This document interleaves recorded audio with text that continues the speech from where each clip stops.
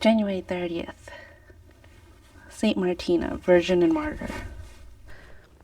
This noble Roman virgin was beheaded after the most atrocious torments in 228. All the angels and saints, please pray for us. It has been a really long time since I made a last video, so I wanted to do a quick update. Unfortunately, I can't make too long a video because I'm coming off of a cold and I keep losing my voice. So I'll do my best. And I think I mentioned this in a previous video before where I feel like I'm having afflictions of the voice and it causes me to have to go into long periods of silence. So yeah, pretty much every time I get sick now, I have a lot of difficulties with keeping my voice strong. Sometimes I even lose it, so we'll do our best. I'll do my best. Anyway, in the last few months since my last video, it was around October, and family-wise, the crosses that we were struggling with were twofold. The first one was being for my oldest son, and I last mentioned that we had to move him from his Catholic school and to a public school since the Catholic school could no longer support him. And he's been happy now, and we finally got all of his diagnoses and everything. And it turns out he is twice exceptional, which means he is gifted with another disability, which in his case is autistic and ADHD, or I guess now it's called AuDHD. So it's nice that we got the diagnosis and got all that, the clarity from that. And I think that's the grace, especially since it all happened from the span of October till the end of December, and we were able to start the new year with that clarity and being able to move forward and just help him get the support that he needed. So that was the first cross.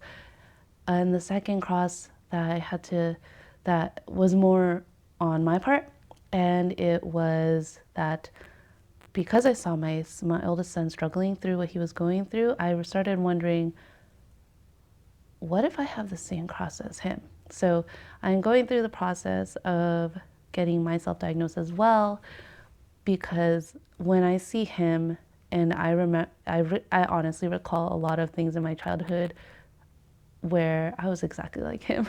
So I think this will be great for me to understand and have more clarity about myself as well, because I think it's been difficult, especially with motherhood and all the things. And on top of just having that understanding and seeing my child struggle, I was also working with a Catholic therapist to get through some of the things that I had not resolved from my childhood. So that could all be a different topic in itself. But yeah, within our family, we have now like a twice exceptional family. And I'd love to just talk more about that as well, especially since there's an there is a Catholic author about twice exceptional families and children. Her name is Ginny, and I believe I'm in her Facebook group. But yeah, I could talk more about that in another video and how it's like to have a twice exceptional family, working with all the things as well as being Catholic. So those are the two crosses that my family has been mainly working through, and yeah, I think aside from that, the next thing I wanted to talk about is like spiritual life. And so the first would be spiritual direction. For me, I had spiritual direction in October and in December. So it's pretty much happening every other month. I think my next one will actually be in February. Right now it's the end of January. So I'm going to speak with my spiritual director to schedule something with him for this month. And yeah, it's been really good. I think I had a bit of a spiritual drought between October through December, because there was a lot of hard stuff going on with all the appointments and stuff for my son with his diagnosis. There's just a lot of appointments when you want to get a psychological evaluation. So there was a lot of that, and I fell off the boat with prayer life. So I guess I could talk about how I'm getting back onto it in another video, but pretty much my my ability to pray the little office has been pretty lukewarm. I think that's the term that the saints call it, or the Carmelites like to say.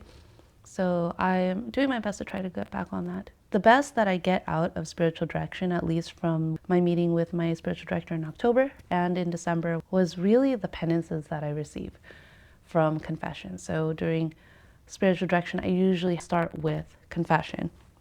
So the first one in October, the penance that I received was,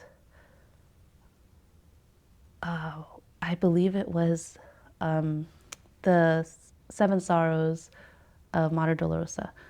So contemplating on the Seven Sorrows of the Sorrowful Mother from October through December. I try to remember that penance during the time until my next confession. And I usually pray like if I have difficulties or I feel like I really need to have extra prayer. That's one way that I incorporate using my penance from a previous confession throughout the month until the next confession. And then, so October until December, I didn't have any confession between that time. So my priest's recommendation is always like once a month at least, especially if you had any mortal sins. Mortal sins definitely right away.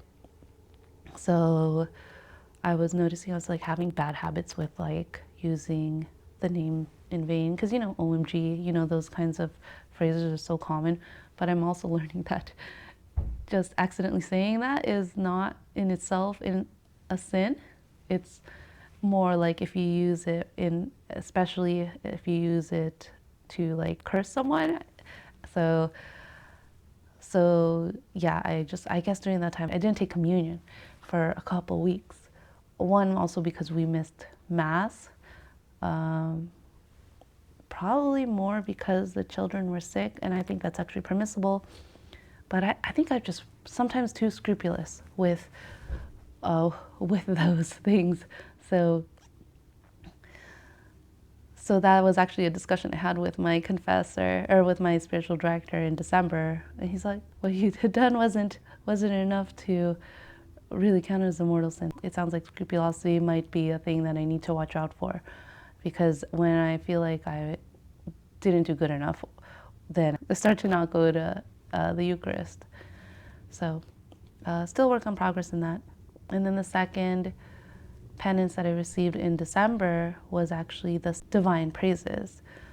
So my spiritual director recommended I learn that, and I had never heard about the divine praises. I feel like I learn a lot from confession with my confessor, and I learn so much just from the penance that I receive, and I always feel like it's really timely. So I'm very grateful to have those moments of spiritual direction and guidance from the priest at my church. So that is my spiritual journey, and I am still working on getting back into more of the Sabbatine privilege that I had received for when I was vested in the brown scapular. And of course that was going to be Matins, Lauds, and Lauds, Vespers, and Compline. So still working on that. And I guess the last thing I wanted to cover in terms of updates for myself were the projects that I've been working on. And this is one of them. This is actually a finished project that I have not yet published. So the first one is, this is like a bingo game, and it's supposed to have like this one is for Advent. This is beautiful public domain artwork of the Jesse tree. And what I did was I created bingo cards with a focus on a specific part of the full art piece, and pretty much just play like regular bingo. But there's like at least 12 of them, and it focuses on a different part of the picture, and I think it's pretty nice. And it can be contemplative, or you could do like, I guess what you call Visio Divina rather than Lectio Divina, which Visio Divina is like, rather than reading a passage, you're looking at a piece of holy art and meditating on it. So that was the intent of this project. All I did was create it on like, was this 5x7 or 4x6 photos and just printed them out. But I have not published them, and I have it for Advent, Christmas, and for Mary. So I need to get around to doing that sometime. The other project that I mentioned before was I'm still working on the linear version of the chant for Little Office of the Blessed Virgin Mary.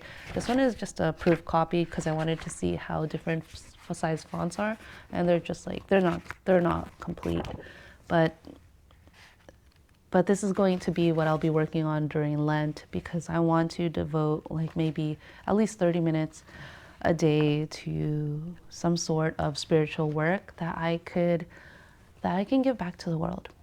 So I think one of my heart missions that I feel really compelled to do is to just restore old Catholic works, like public domain works. I know there are a lot of other publishing presses that are doing that, but I really feel drawn to sharing some Catholic literature, Catholic poetry, and Catholic music. In this case, my music contribution would be the Little Office chants.